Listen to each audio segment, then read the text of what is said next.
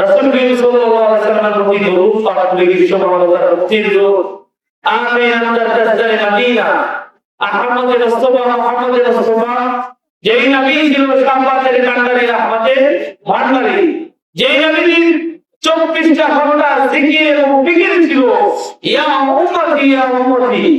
Even যেই নবী এখনো পর্যন্ত রোজ আকারে ইয়া উম্মতি করে ফিকির আছে, সেই হাবিবের শানে রাসূলের প্রতি দরদ পাঠা কর্মে দুরূদ পাঠ করি সকলে বলে সাল্লাল্লাহু আলাইহি ওয়াসাল্লাম।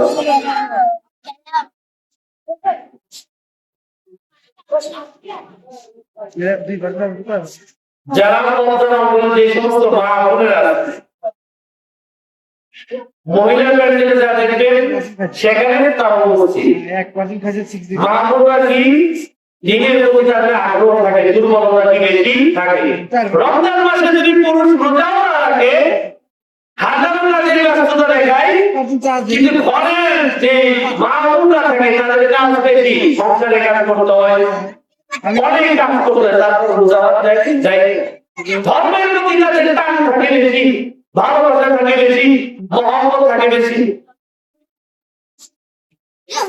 পুরুষের তুলনায় আমার নারীর সংখ্যা জাহান্নামে বেশি হবে। রাসূল সাল্লাল্লাহু আলাইহি ওয়াসাল্লাম বলেছেন আন-নিসাউ হাবাইলুশ শাইতান, মহিলারা শয়তানের রশি।